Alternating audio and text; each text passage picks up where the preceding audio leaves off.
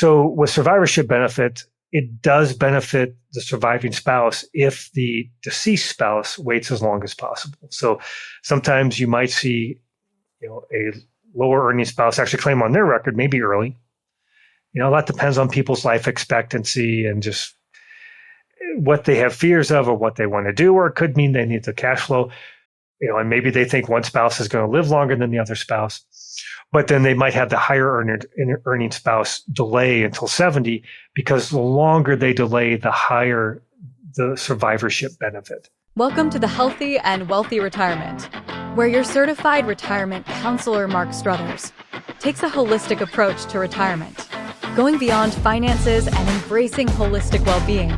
This YouTube channel will address not just the financial part of retirement, but also the social, the physical, and the emotional parts of retirement. Everything you need for healthier, a wealthier, and a happier retirement. Welcome to the Healthy and Wealthy Retirement. My name is Mark Struthers. I'm your host. Thank you for joining us. Today, we're talking about Social Security. We're talking about 3 top mistakes I see couples make when it comes to claiming Social Security. Social Security is still the cornerstone of our retirement system. I know a lot of folks are discounting it or not factoring it into their financial plan, and that's fine. But for many people, they still rely on it. And even if you are uncertain, at least try to make sure you have a plan around it. You paid for it. If you are going to get it, try to make sure you make the most of it around the rules that they have. Number 1 mistake is not coordinating when to claim benefits with the spouse. And part of that is also claiming too early. So claiming too early and not coordinating benefits. This one is costly because if you do claim early, it's a permanent decision. So you will have a permanent reduction in benefits, and it's not just the reduction in benefits. Any inflation adjustment going forward is also on a smaller amount, so you get less that way too. So that Social Security has cost of living adjustment. That's the inflation adjustment. It's not perfect, but it's not bad, and it's actually really good compared to most pensions. So claiming too early, and especially when you're not coordinating that with your spouse. When people think about Social Security, I think it's helpful to give them 3 different points in time. Full retirement age, FRA, which is 67 for most people, 66 to 67. We'll just say 67 to keep it simple. That's where everything is based. If you claim earlier, as early as 62, you get a reduction in benefit. If you claim later, as late as 70, you get a much higher benefit. And that inflation adjustment is on the lower, higher amount, or you could say FRA is just right, full retirement age. Now, if you do wait until age 70, you get 8% per year, not compounded, but that's a pretty good rate of return. When interest rates were low, we're talking very low, 0, 1, 2% on savings accounts, a guaranteed 8%, which if you assume Social Security is going to be there, it's guaranteed. If not, I get it.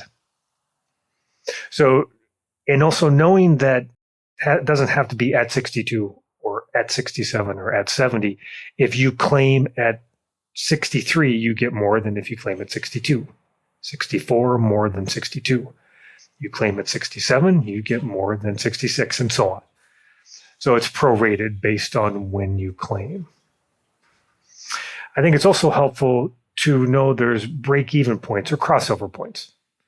So if you claim at 62, rather than full retirement age, 67, you have 5 years of payments that you wouldn't have. So even though you have a higher payment at 67, you have to live long enough in order to make up for the payments you missed. And that's the crossover point or break even. So understanding that can help people make a decision. So to give you a rough idea, the crossover point, if you claim at 62 versus full retirement age, is generally late 70s to 80s. So just say late 70s. this claiming at 62 versus full retirement age is somewhere right around 79, probably plus or minus a year generally.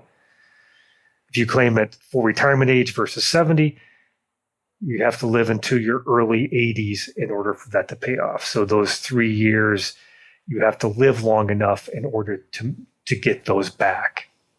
So we'll call it 82, 83, somewhere in there.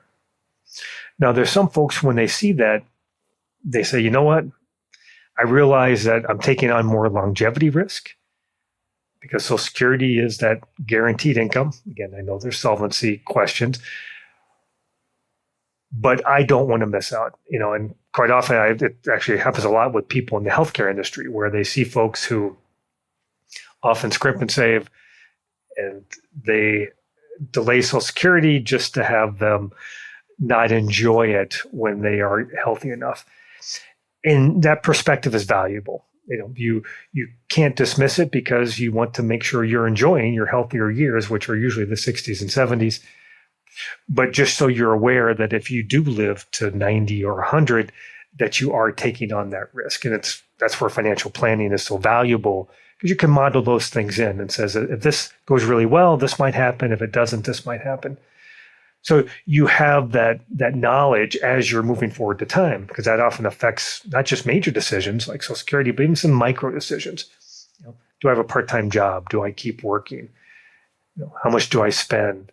So I've had lots of folks who have claimed early.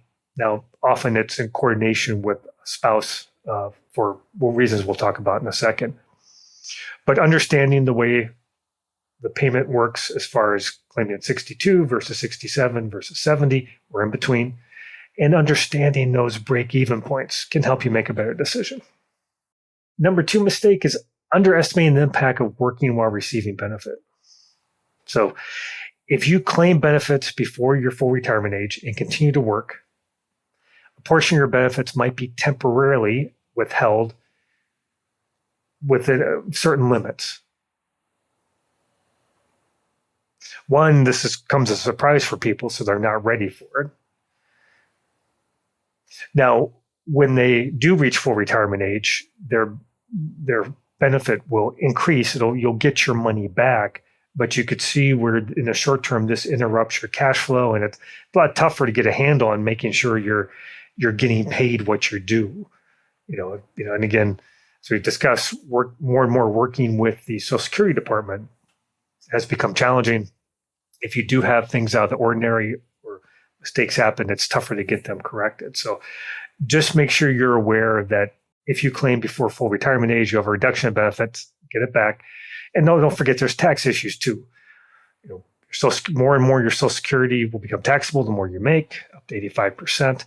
And that could affect other things. It could affect credits or deductions, Medicare taxes, property tax rebates. So you need to make sure you're aware that what the work will have. Now, ideally, if you are going to work, see if you can't wait until after full retirement age, because after that, there's no temporary reduction.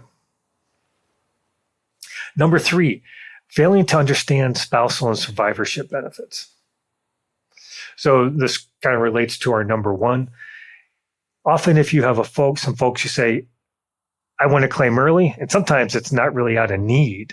And I see that a lot, to where they'd want to make sure that they don't leave anything on the table. They quite often might have the lower earning spouse claim first because there's less to lose. There's the inflation adjustment, everything else is less, and have the higher earning spouse wait to claim. And knowing how the spousal benefit and also the survivorship benefit works as well. So you might have a lower earning spouse, might say, if I claim on my record, the amount's going to be too small. I'm going to claim on my spouse's record, and I can get 50% of that. Now, that 50% is based on the PIA, they call it, the primary insurance amount at full retirement age. So that's the most that you can get as a spousal benefit. So you have to say, if claiming on my own record, what if I wait to 70? What does those cash flows look like? What's the break even? This is why the conversation can get a little complex. But that's where you really need to coordinate it and say, yep, let's do the spousal benefit. Now, if you do a spousal benefit and claim early, obviously your benefit's going to be reduction. I think you probably get that theme now.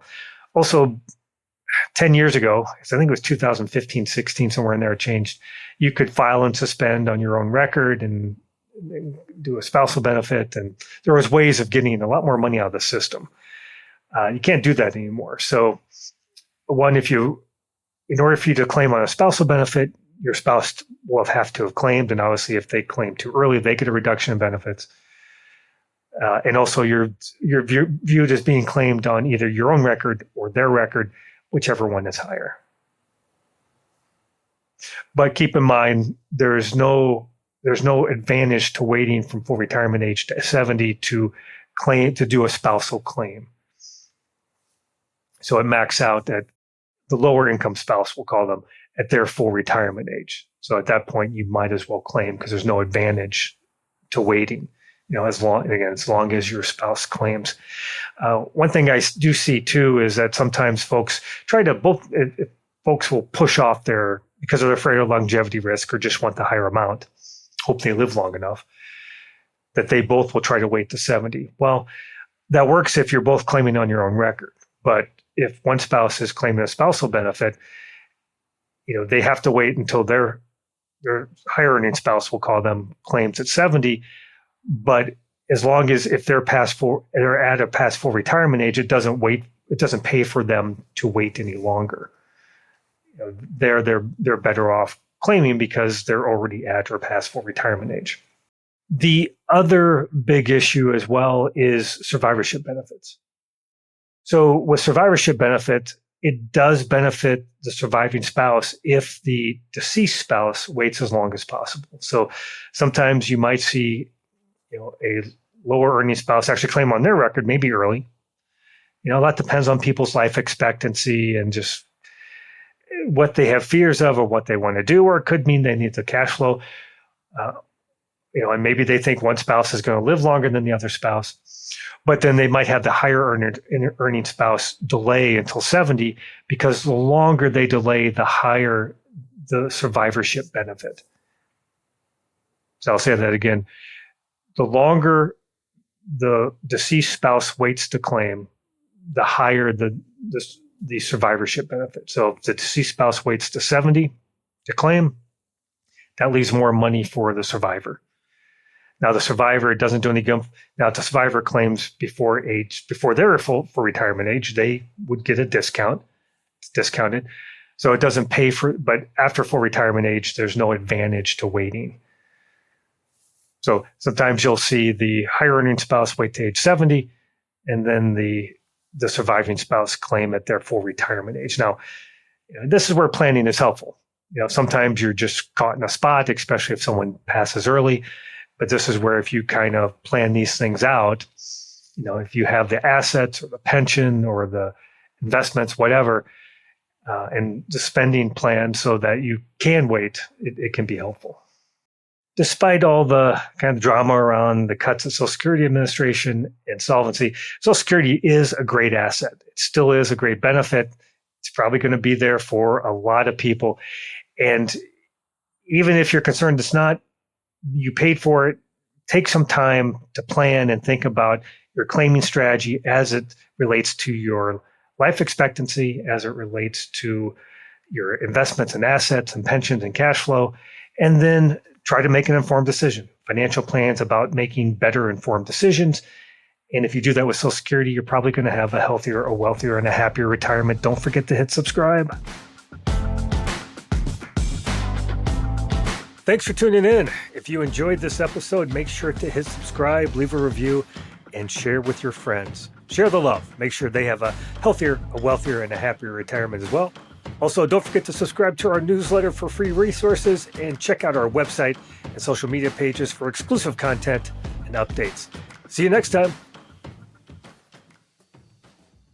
Sona Financial, LLC, DBA Sona Wealth and Sona Wealth Advisors is a registered investment advisor with the state of Minnesota. All views, expressions, and opinions included in this communication are subject to change. This communication is not intended as an offer or solicitation to buy, hold, or sell any financial instrument or investment advisory services. Any information provided has been obtained from sources considered reliable, but we do not guarantee the accuracy or completeness of any description of securities, markets, or developments mentioned.